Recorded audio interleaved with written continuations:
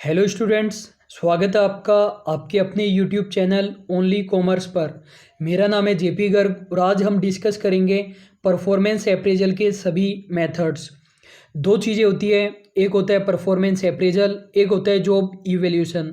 आज हम हमारा पूरा फोकस केवल परफॉर्मेंस अप्रेजल के मेथड पर रखेंगे।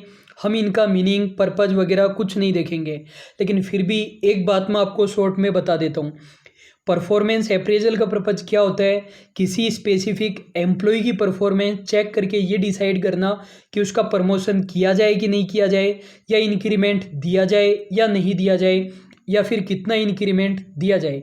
जबकि जॉब इवैल्यूएशन में हम किसी जॉब का इवैल्यूएशन कर रहे हैं, जैसे ये डिसाइड करना कि सीईओ की पोस्ट के लिए कितनी सैलरी जायज़ है, ये जॉब इवैल्यूएशन है।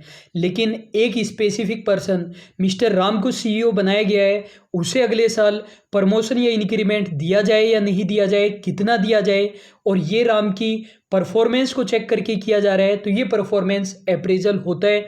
ये बेसिक आपको पता होना चाहिए। जॉब इवैल्यूएशन के भी कुछ मेथड होते हैं, उनको हम आगे कभी किसी वीडियो में डिस्कस करेंगे। तो परफॉर्मेंस अप्रेजल के दो मेथड होते हैं, एक होते हैं ट्रेडिशनल मेथड और एक होते हैं मॉडर्न मेथड। ट्रेडिशनल मेथड में टोटल 11 मेथड्स हम पढ़ने वाले हैं, और जो हमारे मॉडर्न मेथड है उनके अंदर 6 मेथड्स हम पढ़ने वाले हैं। सबसे पहली बात तो एग्जाम में यही क्वेश्चन आ जाता है कि which of the following is traditional method या फिर which of the following is modern method. तो इनके नाम आपको पता होना चाहिए।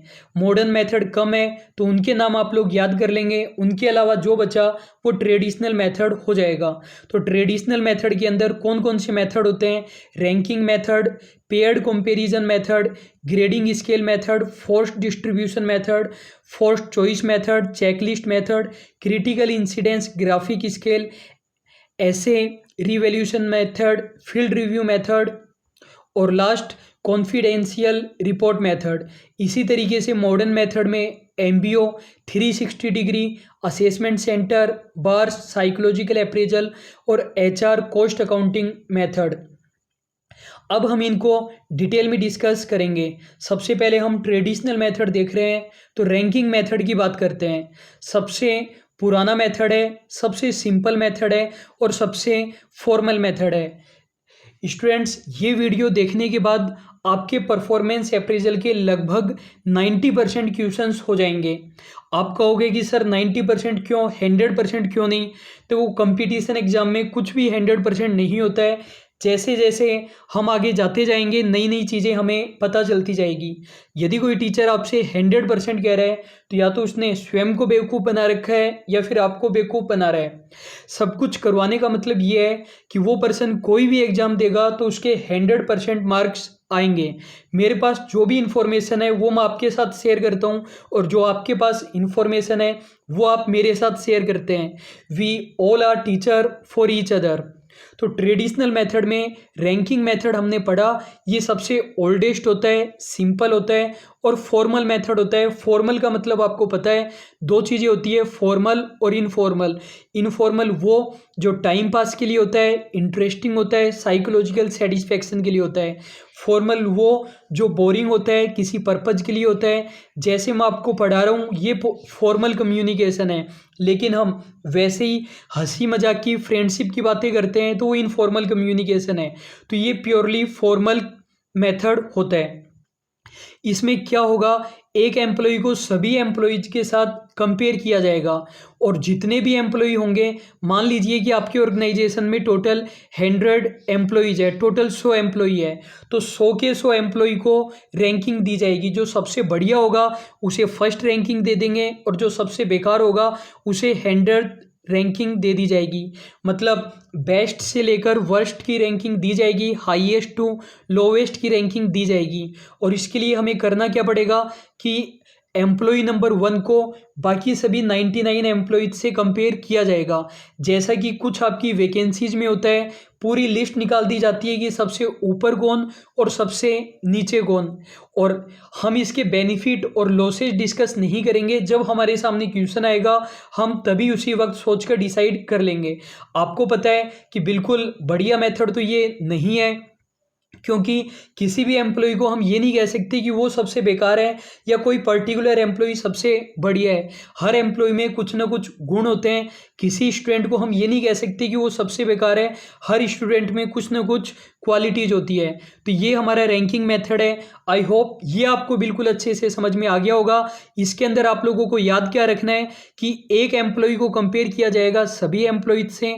सबसे बेस्ट वाले को फर्स्ट रैंकिंग और जो सबसे बेकार है उसे लास्ट वाली रैंकिंग दे दी जाएगी। नेक्स्ट हमारा मेथड है पेयर्ड कंपैरिजन मेथड। जो हमारा फर्स्ट मेथड था रैंकिंग मेथड, उसे ही अल्टरनेटिव रैंकिंग मेथड भी कहते हैं। फर्स्ट वाला मेथड और सेकंड वाले मेथड को एक साथ हम समझेंगे तभी समझ में आएगा। फर्स्ट वाला मेथड आपको समझ में आ चुका है। पेयर्ड कंपैरिजन मेथड के अंदर क्या होता है, इसके अंदर भी एक एम्प्लॉय को सभी एम्प्लॉय से कंपेयर किया जाएगा जैसे कि फर्स्ट मेथड में हम करते थे, लेकिन यहाँ पर 1 to 1 बेसिस पर करेंगे। वहाँ पर तो मिस्टर राम को बाकी के सभी 99 एम्प्लॉयज के साथ एक साथ कंपेयर किया गया था, लेकिन यहाँ पर पहले मिस्टर राम को मिस्टर श्याम के साथ, फिर मोहन के साथ, ऐसे करके जोड़े बनाकर किया जाएगा। इसको हम रिलेटिव रैंकिंग मेथड कहते हैं। रिलेटिव का मतलब आपको पता ही है, कंपेयर करना, इसलिए इसको रिलेटिव रैंकिंग मेथड कहते हैं। और मैंने आपको बताया कि यहाँ पर हमें जोड़े बनाने पड़ेंगे। तो जोड़े बनाने का फॉर्मूला क्या है हमारे पास, ये वाला फॉर्मूला रहेगा n(n-1/2)। मान लीजिए कि ऑर्गेनाइजेशन के अंदर टोटल 5 एम्प्लॉयज है। कितने एम्प्लॉयज है ऑर्गेनाइजेशन के अंदर, टोटल 5 एम्प्लॉयज है। तो हम करेंगे 5(1)/2, ये हम कर देंगे। ये हमारा फॉर्मूला है, n बराबर टोटल नंबर ऑफ एम्प्लॉय। 5 - 1 करेंगे तो 4 आएगा। 4 को हम 2 से डिवाइड करेंगे, 2 आएगा। 2 को इस 5 से मल्टीप्लाई कर देंगे, टोटल 10 आ जाएगा। मतलब 10 हमारे जोड़े बन जाएंगे। अब 5 एम्प्लॉई है तो हम देख लेते हैं कि जोड़े कैसे कैसे बनेंगे। देखो, ए को कंपेयर किया जाएगा बाकी बचे हुए 4 एम्प्लॉई के साथ, BCDE, ये हो गया। फिर बी को कंपेयर किया जाएगा बाकी के 3 एम्प्लॉय के साथ, CDE। अब ये मत सोचना कि बी को ए के साथ कंपेयर नहीं किया, यहाँ पर पहले ही कंपेयर हो चुका है। ए को बी से किया तो बी भी ए से कंपेयर हो चुका है।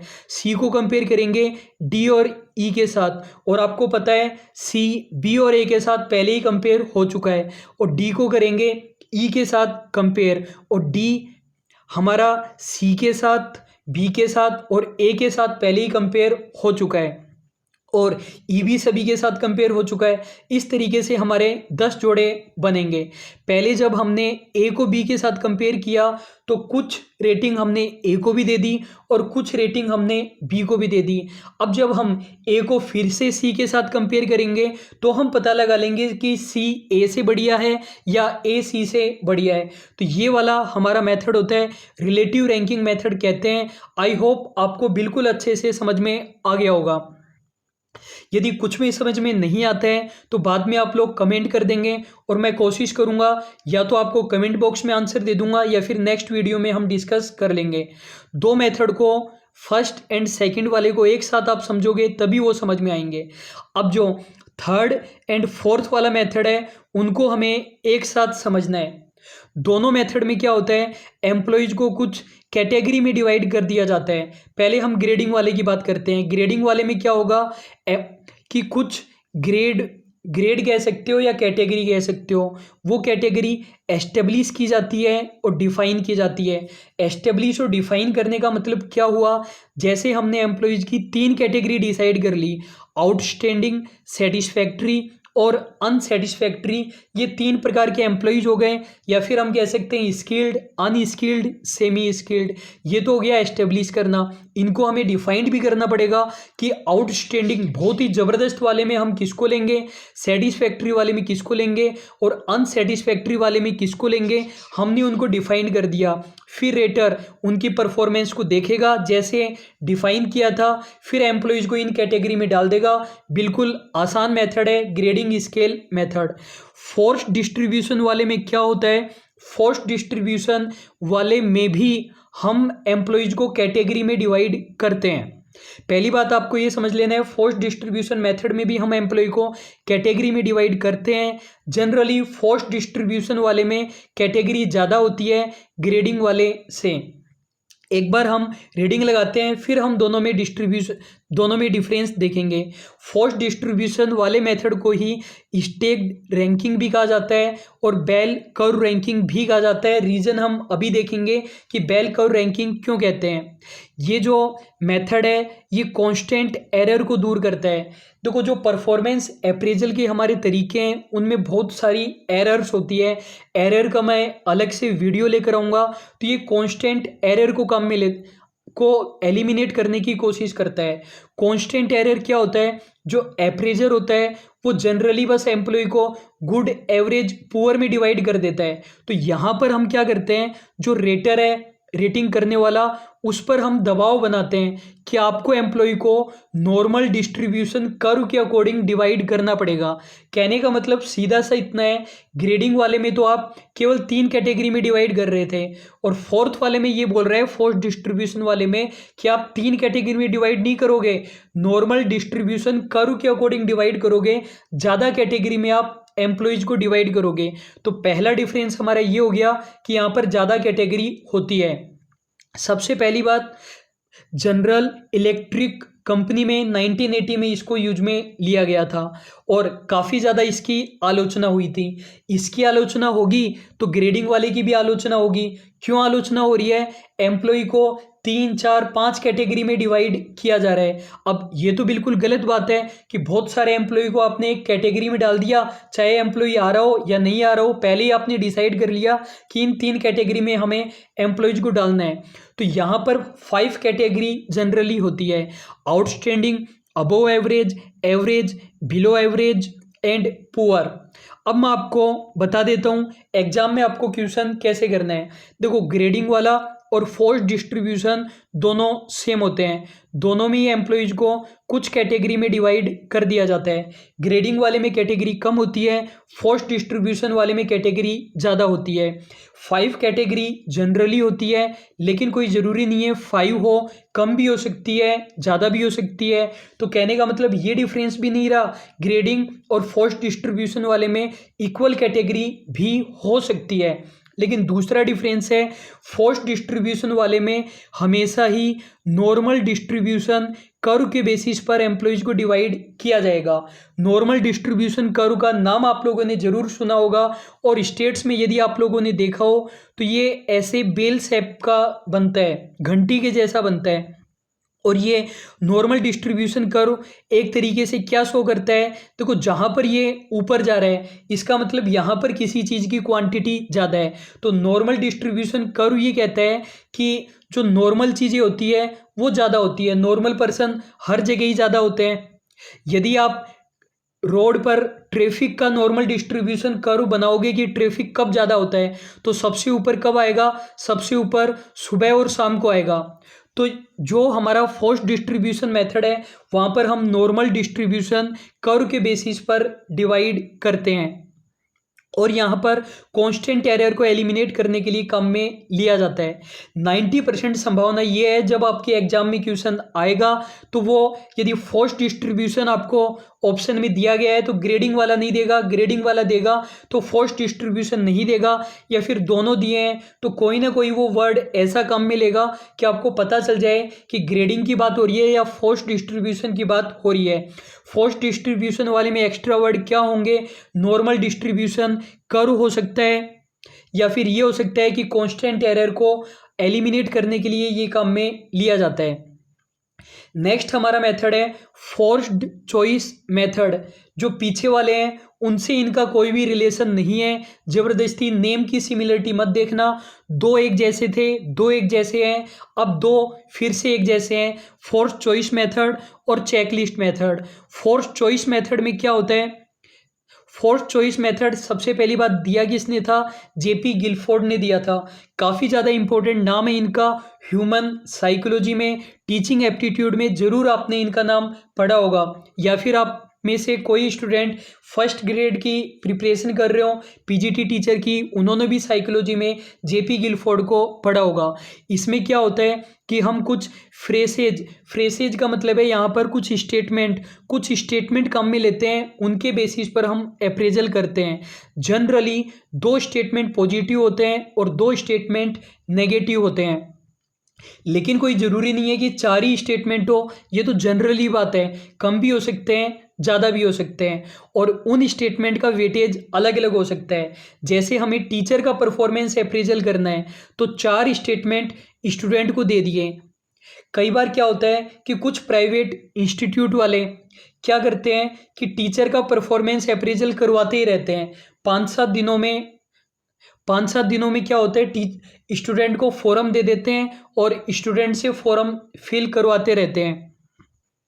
जैसे स्टूडेंट को फॉर्म दे दिया और टीचर के लिए क्या क्या पूछा गया, 4 स्टेटमेंट दे दिए गए कि टीचर टाइमली आपको चीज़ें कंप्लीट करवा रहा है कि नहीं करवा रहा है, टीचर लेट आता है क्या।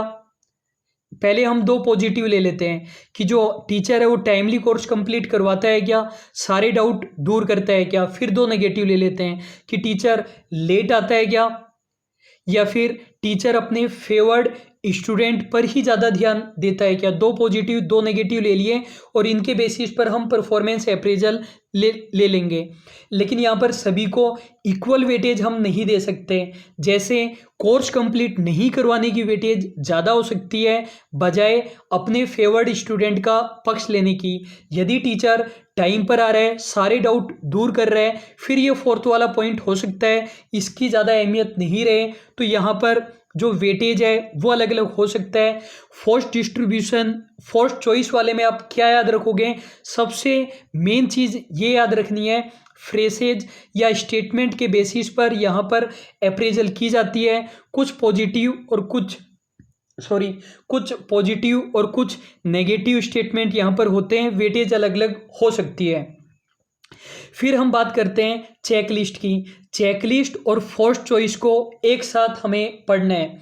चेकलिस्ट वाले में क्या होता है, इसमें भी कुछ स्टेटमेंट होते हैं, लेकिन यहाँ पर स्टेटमेंट क्वेश्चन के फॉर्म में होते हैं। वहाँ पर केवल स्टेटमेंट वर्ड काम में लिया जाएगा, यहाँ पर क्वेश्चन वर्ड काम में लिया जाएगा। पहला डिफरेंस ये हो गया।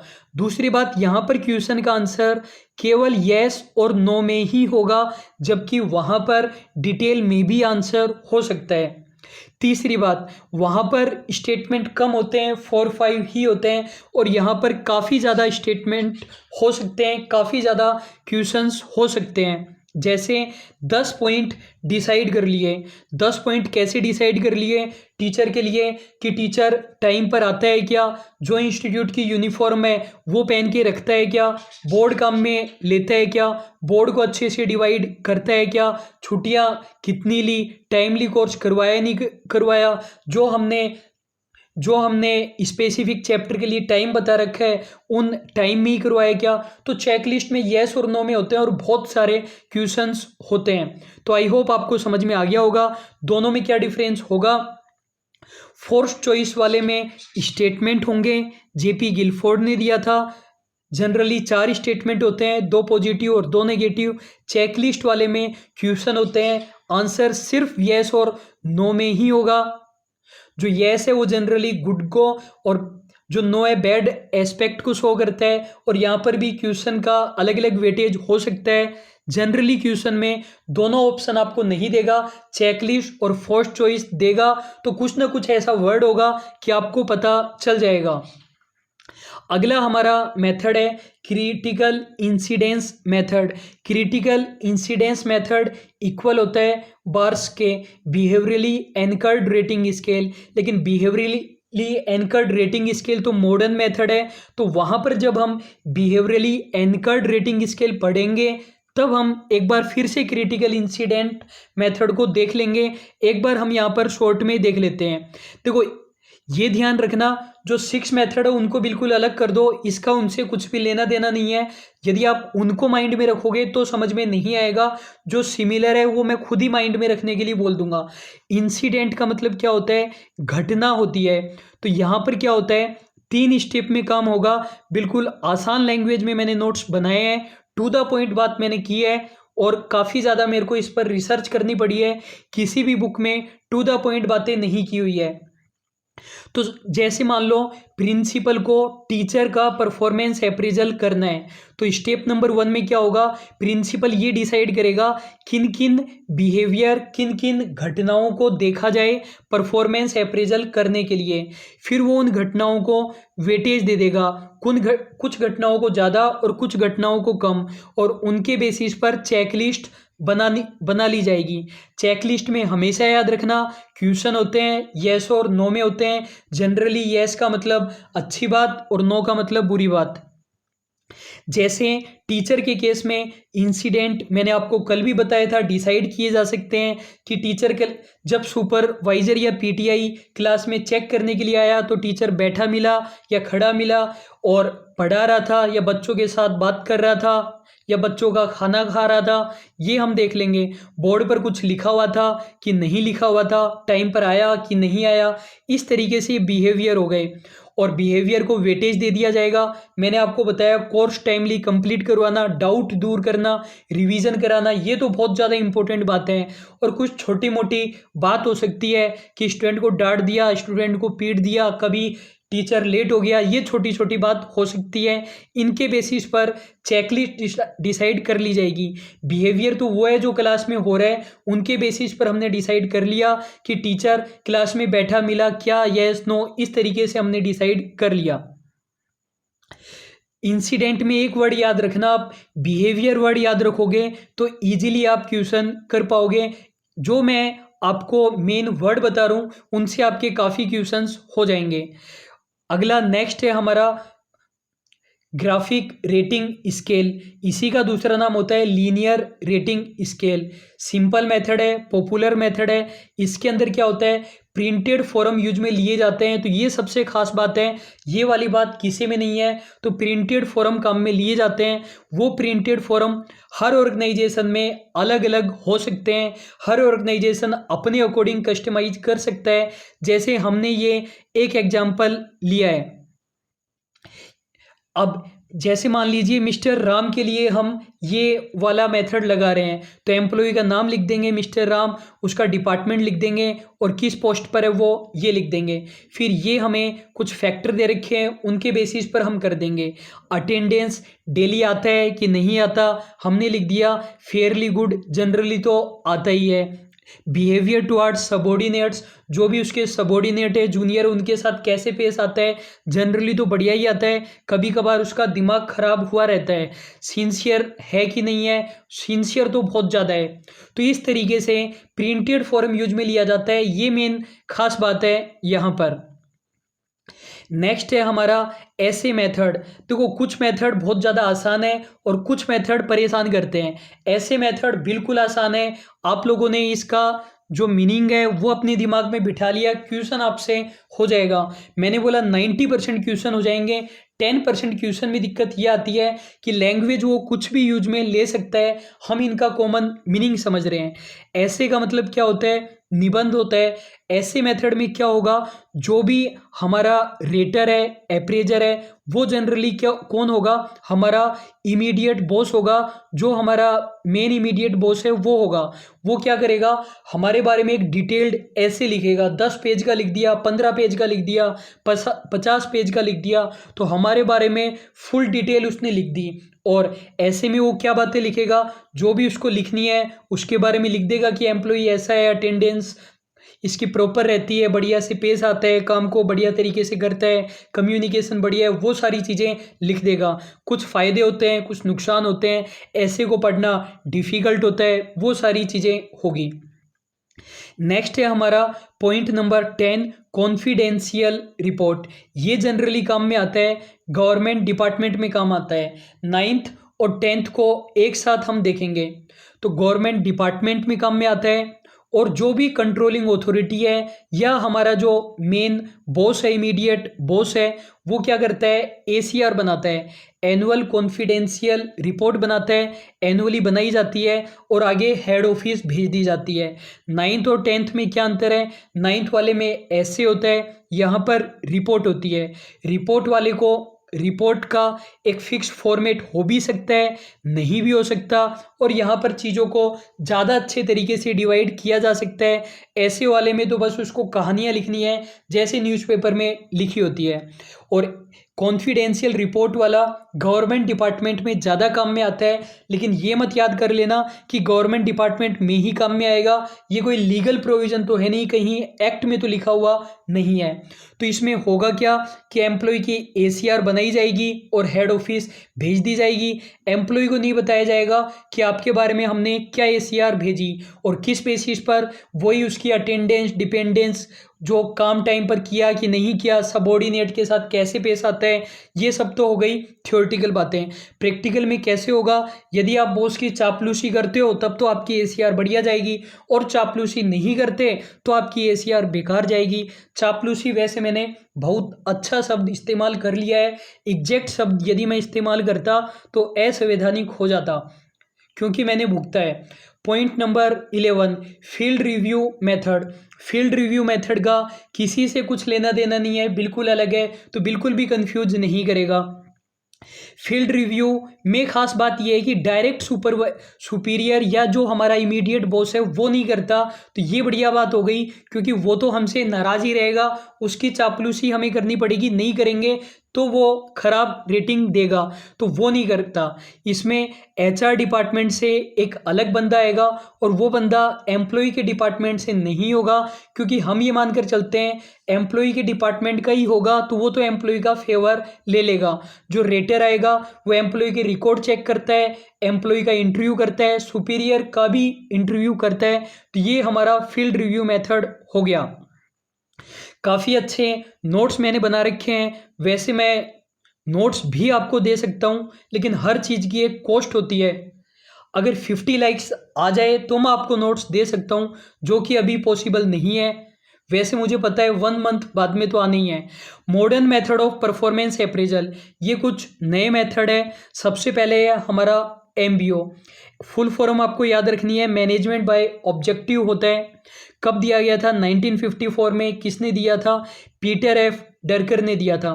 स्टूडेंट देखो, एक चीज़ मैं आपको बताता हूँ। सबसे पहली बात तो आप लोगों को ये याद रखना है कि आप लोगों की नॉलेज कभी भी कंप्लीट नहीं होगी, डेली आप लोगों को नॉलेज बढ़ाते जाना है।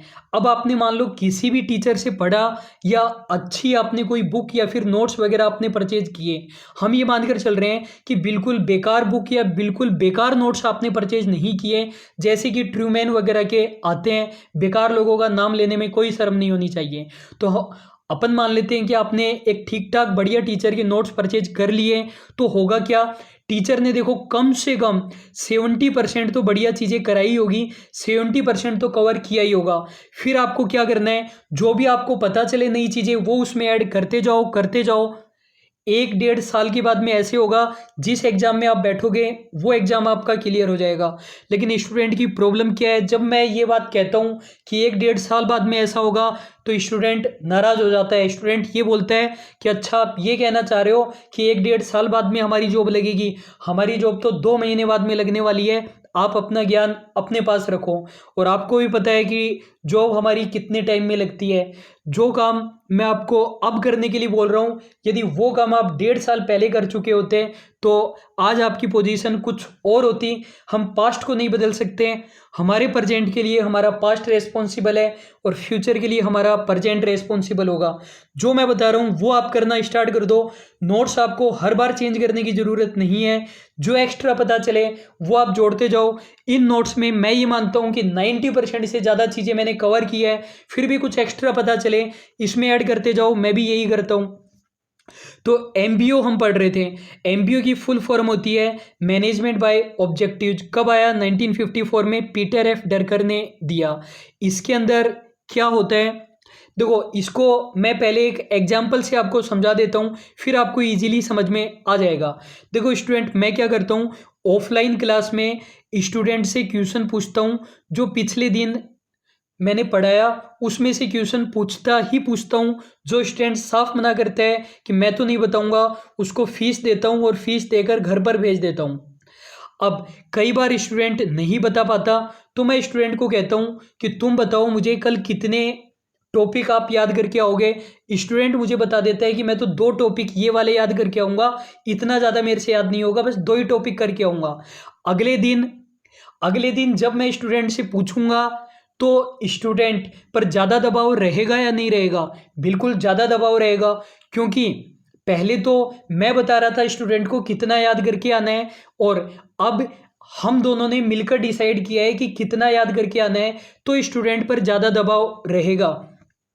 तो एमबीओ के अंदर क्या होता है, एमबीओ के अंदर जो मैनेजर है और एम्प्लॉइज है वो दोनों मिलकर गोल डिसाइड करते हैं, दोनों मिलकर ऑब्जेक्टिव डिसाइड करते हैं। मैनेजर एम्प्लॉय को कहता है कि आप बताओ रामलाल, आप कितना प्रोडक्शन करोगे, आप कितनी सेल्स ला कर दोगे, उनसे पूछते हैं और वो बता देते हैं, वो फंस जाते हैं और उनके बाद उनको काम करना पड़ेगा।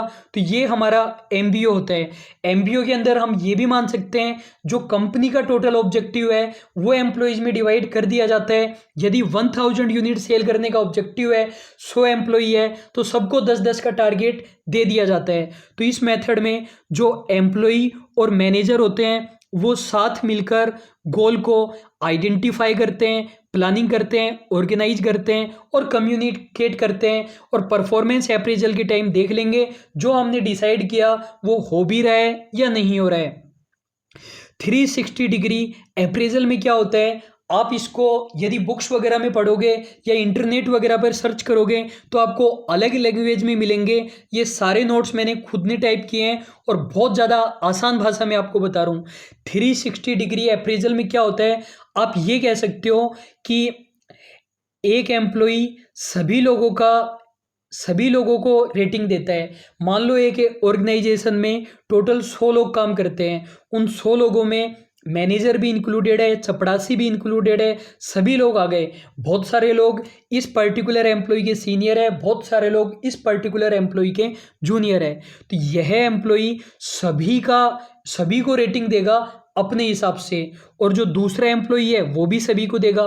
कहने का मतलब एक एम्प्लॉय सभी को रेटिंग दे रहा है और सभी एम्प्लॉय एक एम्प्लॉय को रेटिंग दे रहे हैं। कहने का मतलब कि यदि कोई प्रोडक्शन मैनेजर है तो प्रोडक्शन मैनेजर को रेटिंग कौन दे रहा है, उसके सभी सीनियर्स भी दे रहे हैं, जूनियर्स भी दे रहे हैं, सबॉर्डिनेट्स भी दे रहे हैं, चपरासी भी दे रहे हैं, सभी लोग उसको रेटिंग दे रहे हैं। इसलिए इसको 360 डिग्री अप्रेजल कहा जाता है। हर तरीके से एम्प्लॉय का अप्रेजल हो रहा है। आई होप आपको बिल्कुल अच्छे से ये पॉइंट समझ में आ गया होगा। In simple words we can say every employee appraises everyone और an employee is appraised by everyone। अब है हमारा बार्स बिहेवियरली एनकर्ड रेटिंग स्केल। सबसे पहले मैं आपको ये बता देता हूँ कि ये बिहेवियरली एनकर्ड रेटिंग स्केल और क्रिटिकल इंसिडेंस मेथड सेम होता है। तो एग्जाम में जब भी क्वेश्चन आएगा ऑप्शन में दोनों चीज़ें नहीं देगा। 98% संभावना है फिर भी दे दें, आपकी किस्मत खराब हो दे दे दोनों चीज़ें। तो कुछ वर्ड हम याद करेंगे, उन वर्ड के बेसिस पर आपको पता लगा लेना है। थोड़ा सा कॉमन सेंस आपको लगाना है और थोड़ी बहुत आपकी किस्मत। और वैसे भी 100% मार्क्स थोड़ी लेकर आने हैं, हमें तो केवल JRF निकालना है। तो देखो हमने क्रिटिकल इंसिडेंस मेथड में क्या पढ़ा था, इंसिडेंट का मतलब क्या होता है, घटना, और घटना का मतलब क्या होता है, बिहेवियर। एक बार क्रिटिकल इंसिडेंट को रिवाइज करा रहा हूँ, ये ध्यान से देख लेना। तो उसके अंदर स्टेप नंबर 1 मैंने बताया था, इंसिडेंट या फिर बिहेवियर डिसाइड कर लेते हैं। टीचर के हमने डिसाइड किए थे क्लास में क्या करता हुआ टीचर मिलता है। फिर हमने इनको वेटेज दिया था, उसके बेसिस पर हमने चेकलिस्ट बना ली थी। यही काम हम इसके अंदर करेंगे। पहले हम देखते हैं। देखो ये वाला जो मेथड होता है क्वांटिटिव एंड क्वालिटिव दोनों ही बेनिफिट प्रोवाइड कराता है, जबकि ऐसा हमने क्रिटिकल इंसिडेंट में नहीं पढ़ा था। क्वालिटी और क्वांटिटिव दोनों होने का मतलब क्या है, ये अभी जब मैं एग्जांपल बताऊंगा आपको समझ में आ जाएगा। फुल फॉर्म क्या होती है, बिहेवियरली एनकर्ड रेटिंग स्केल, इसकी फुल फॉर्म होती है, एग्जाम में पूछा हुआ है। एनकर्ड का मतलब क्या होता है, एनकर्ड का मतलब होता है फर्म का मतलब होता है सुदृढ़, बिल्कुल स्ट्रॉन्ग, जिसको चेंज नहीं किया जा सके वो एनकर्ड होता है। एक बार आप ये समझ लीजिए। इसके अंदर अप्रेजल कैसे की जाएगी, कुछ बिहेवियर एग्जाम्पल के बेसिस पर की जाएगी, मतलब बिहेवियर के बेसिस पर की जाएगी, और उन बिहेवियर को क्या कहते हैं, क्रिटिकल इंसिडेंट ही कहते हैं। तो ये बातें आपको समझ में आ गई। क्या क्या मैंने आपको चीज़ें बताई कि ये क्वांटिटिव और क्वालिटिव दोनों होता है। फुल फॉर्म मैंने आपको बताई, कुछ बिहेवियरल एग्जाम्पल की बेसिस पर होता है और उन एग्जाम्पल को क्रिटिकल इंसिडेंट कहते हैं। अब मैं आपको दो एग्जाम्पल बताता हूँ, एक हम इमेजिनरी लेते हैं और एक हम एक्चुअल एग्जाम्पल लेते हैं। एक बार आप ये याद रखना, दोनों सेम होते हैं, क्रिटिकल इंसिडेंट और बार्स, दोनों में कोई अंतर आपको नहीं करना। फिर मैं अंतर बताऊंगा, यहाँ पर बिल्कुल सेम मान लेना। देखो सेल्स पर्सन है, यहाँ पर हमें क्या करना है, कुछ पहले बिहेवियर डिसाइड करने हैं। 4 बिहेवियर हमने डिसाइड कर लिए, मान लीजिए 4 बिहेवियर हमने क्या क्या डिसाइड कर लिए कि वो मंथ में कितनी यूनिट बेचता है, ये हमने किया। दूसरी बात, कितने लोगों से वो मिला सेल्समैन, ये हमने डिसाइड कर लिया।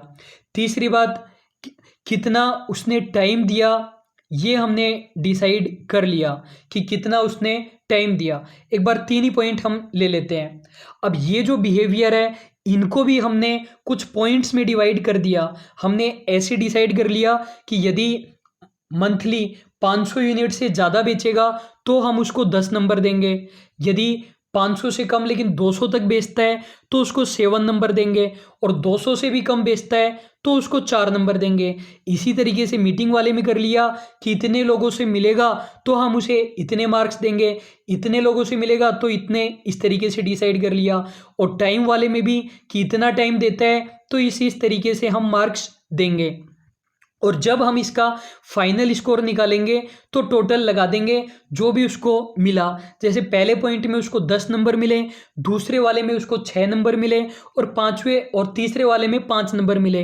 तो 10 + 6 + 5 टोटल 21 इसके मार्क्स हो गए। और हो सकता है किसी एम्प्लॉय को टोटल 30 मार्क्स मिले। तो ये क्वांटिटिव और क्वालिटिव दोनों हो रहा है कि नहीं हो रहा? हो रहा है। बिल्कुल क्वांटिटिव पॉइंट्स हमारे आ रहे हैं कि 21 पॉइंट्स इसको मिले। क्वालिटिव भी है क्योंकि हम ये बिहेवियर या परफॉर्मेंस देख रहे हैं। अब ये बात ध्यान रखना, इसमें हमने कैसे किया है, हमने कुछ बिहेवियर लिए कि कितनी वो यूनिट बेचता है, कितने लोगों से मिलता है, कितना टाइम देता है, और यूनिट वाले में भी हमने स्पेसिफिकली पहले ही डिटरमाइन कर लिया है, इतनी यूनिट बेचेगा तो इतने नंबर, इतनी बेचेगा तो इतने नंबर। अब मैं एक दूसरा एग्जांपल देता हूँ, आई होप आपको अच्छे से ये क्लियर हो जाए। जैसा कि आपको पता है कि पहले मैं 5-6 महीने पहले इलेक्ट्रिसिटी डिपार्टमेंट में एआरओ की जॉब कर रहा था। जूनियर अकाउंटेंट को एआरओ बना देते हैं। एआरओ की फुल फॉर्म होती है अकाउंटिंग रेवेन्यू ऑफिसर, ये बना दिया जाता है। तो वहाँ पर हमारे इलेक्ट्रिसिटी डिपार्टमेंट में राजस्थान में 5 कंपनीज हैं। तो AVVNL अजमेर विद्युत वितरण बोर्ड, इसमें मैं जॉब करता था। तो वहाँ पर क्या होता है, KPI स्कोर होता है, की परफॉर्मेंस इंडिकेटर स्कोर होता है, KPI स्कोर होता है। और इलेक्ट्रिसिटी डिपार्टमेंट में कौन काम करेगा, AROs वगैरह काम करेंगे, और JEN AEN इंजीनियर्स वगैरह काम करेंगे। मेनली तो वो टेक्निकल डिपार्टमेंट ही है। तो वहाँ पर जो रेटिंग का तरीका उन्होंने बना रखा है वो KPI बना रखा है, की परफॉर्मेंस इंडिकेटर स्कोर। तो KPI स्कोर कैलकुलेट किया जाता है। जैसे मान लीजिए कि कोई AEN है, मिस्टर राम हम ले लेते हैं, मिस्टर राम AEN है, इसका हमें KPI निकालना है। तो KPI कैसे निकालेंगे मिस्टर राम का, उन्होंने सब कुछ पहले ही डिसाइड कर रखा है। तो कुछ क्या करेंगे, कुछ बिहेवियर डिसाइड किए जाएंगे। बिहेवियर क्या क्या हो सकते हैं कि पर्टिकुलर मंथ में, हम ये मानकर चल रहे हैं हर महीने का KPI निकाला जाता है। तो उस पर्टिकुलर मंथ में कितनी VCR भरी, VCR का मतलब आपको पता होगा, विजिलेंस चेकिंग रिपोर्ट, चोरी पकड़ना कौन कौन तार डालता है, कितनी विजिलेंस उसने, कितनी VCR उसने भरी। दूसरी बात, चेक कितना किया, चेक करना अलग बात है और VCR भरना अलग बात है। चेक तो उसने 500 किया, पकड़ में केवल 100 ही आए, क्योंकि खबर फैल जाती है गांव में कि पकड़ने वाले आ गए तो फिर लोग तार हटा देते हैं। फिर तीसरी बात, जो भरी उनमें से कितने का पेमेंट आया, चोरी पकड़ी तो इलेक्ट्रिसिटी डिपार्टमेंट पेनल्टी लगाता है, उसमें से कितने का पेमेंट आया। फोर्थ, पेमेंट पूरा नहीं आया, पेमेंट तो सेटलमेंट में आया और कुछ कम पेमेंट आया। पांचवी बात, जिन्होंने पेमेंट नहीं दिया उनकी कोर्ट में आपने एफआईआर कराई कि नहीं कराई? बिल्कुल एफआईआर होती है, क्योंकि आप चोरी कर रहे थे। ये हमने डिसाइड कर लिया। फिर इसमें कुछ पॉइंट डिसाइड किए हुए हैं उन्होंने, मार्क्स पहले ही डिसाइड किए हुए हैं कि इतनी चेकिंग करेगा तो इतने नंबर मिलेंगे, इतनी चेकिंग करेगा तो इतने नंबर, सबके डिसाइड किए हुए हैं। मिस्टर राम का हमने किया, इन पांचों पॉइंट में हम मान लेते हैं मैक्सिमम मार्क्स 10 थे। मिस्टर राम को इस वाले में 8 नंबर मिले, इस वाले में 7, इसमें पूरे 10, इसके अंदर 9, इसके अंदर 6। तो ये टोटल स्कोर हो जाएगा मिस्टर राम का 8 7 15 10 25, 25 और 9 34, 34 और 6 40, ये स्कोर हो जाएगा। तो ये हमारा केपीआई हुआ और यही एक तरीके से बार्स हमारा हो गया। आई होप आपको बिल्कुल अच्छे से समझ में आ गया होगा। बिल्कुल क्रिटिकल इंसिडेंस मेथड के जैसे ही होता है। एग्जाम में दोनों ऑप्शन नहीं देगा क्वेश्चन में, फिर भी दे दे तो आपकी किस्मत है। क्या क्या याद रखना है? बार्स वाला मॉडर्न मेथड होता है और वो वाला ट्रेडिशनल मेथड होता है। दूसरी बात, यहाँ पर एनकर्ड वर्ड आ रहा है। एनकर्ड का मतलब बिल्कुल फर्म, बिल्कुल स्ट्रॉन्ग। जो चीज़ें डिसाइड की हुई है उसको आप चेंज नहीं कर सकते। जो लिखा गया है कि इतनी यूनिट बेचने पर इतने नंबर मिलेंगे या इतनी वीसीआर भरने पर इतना, बिल्कुल फिक्स है, उसको आप चेंज नहीं कर सकते। वहाँ पर क्रिटिकल इंसिडेंस में थोड़ा बहुत चेंज भी हो सकता है। तो ये हमारा बिहेवियरली एनकर्ड रेटिंग स्केल वाला मेथड हो गया। नेक्स्ट हमारा पॉइंट है असेसमेंट सेंटर मेथड। ज़्यादा कुछ खास नहीं है असेसमेंट सेंटर वाले में। इसमें क्या होता है, एम्प्लॉयज़ को कुछ एक्सरसाइजेज दी जाती है। इन बास्केट एक्सरसाइज हो सकती है, रोल प्लेइंग हो सकता है, मतलब एम्प्लॉय को कुछ ना कुछ वर्क या क्विज वगैरह देते रहते हैं। वो क्विज वगैरह एम्प्लॉय सॉल्व करते रहते हैं। या एम्प्लॉय को कुछ असाइनमेंट दे दिया कि, लेकिन वो असाइनमेंट उनके लेवल का नहीं है, वो असाइनमेंट तब मिलता जो वो प्रमोट होते। वो उनको अभी दे दिया, उसके बेसिस पर पता चल जाएगा कि प्रमोट करने के लायक भी है या नहीं है। मैनेजमेंट गेम्स वगैरह होते हैं, वो कराए जा सकते हैं। साइकोलॉजिकल अप्रेजल क्या होता है, नाम से ही लग रहा है। साइकोलॉजिकल अप्रेजल हिडन पोटेंशियल को पता करने के लिए होती है। अभी तक हमने जितने भी मेथड पढ़े उसमें तो हम ये पता लगा रहे हैं कि एम्प्लॉय परफॉर्म बढ़िया किया है साल भर में कि नहीं किया, और यहाँ पर हम ये पता लगा रहे हैं कि फ्यूचर में बढ़िया परफॉर्म करेगा कि नहीं करेगा। पास्ट से कोई भी मतलब नहीं है, हिडन पोटेंशियल्स को हम पता कर रहे हैं। अब साइकोलॉजिकल मेथड है तो एक साइकोलॉजिस्ट यहाँ पर एम्प्लॉय का इंटरव्यू लेगा।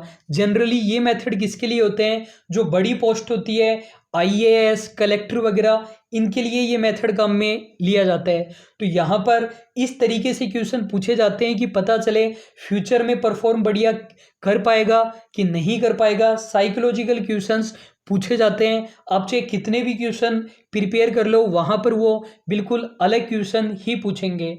तो आई होप आपको ये पॉइंट बिल्कुल अच्छे से समझ में आ गया होगा। इजी मेथड था।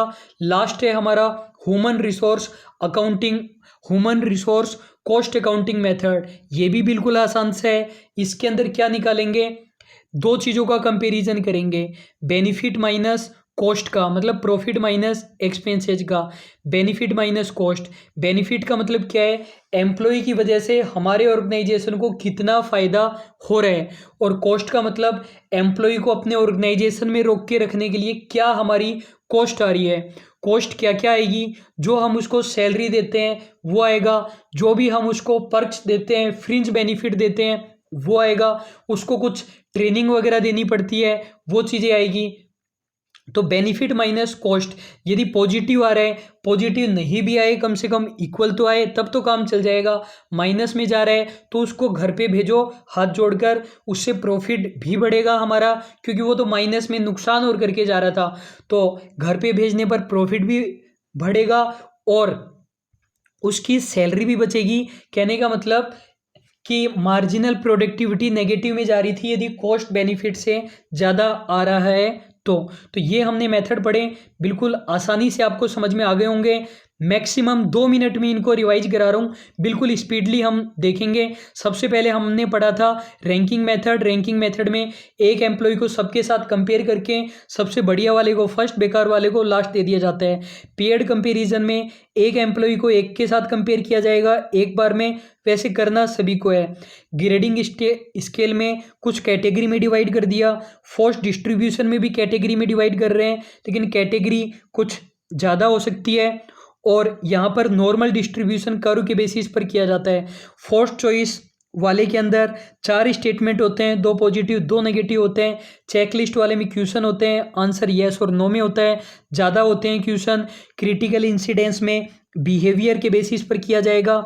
ग्राफिक रेटिंग में प्रिंटेड फॉर्म होता है, हर ऑर्गेनाइजेशन का अलग अलग हो सकता है। ऐसे वाले में हमारा इमीडिएट बॉस डिटेल में ऐसे लिख देगा। ACR में हमारा immediate boss annual confidential report बनाकर भेजेगा।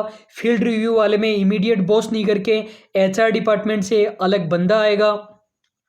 MBO वाले के अंदर एम्प्लॉय को ऑब्जेक्टिव पूरे करने ही पड़ेंगे, क्योंकि उसी ने डिसाइड किया था, बच्चे ने खुद नहीं बोला था 2 टॉपिक याद करके आऊँगा।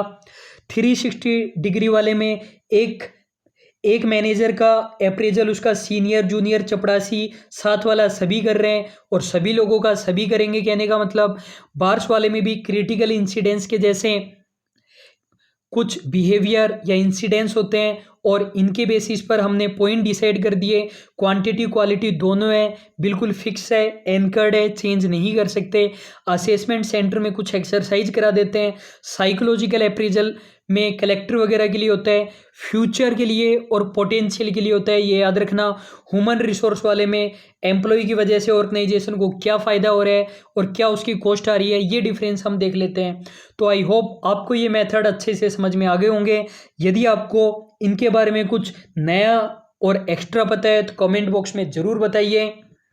और आज के लिए आपका होमवर्क क्या है?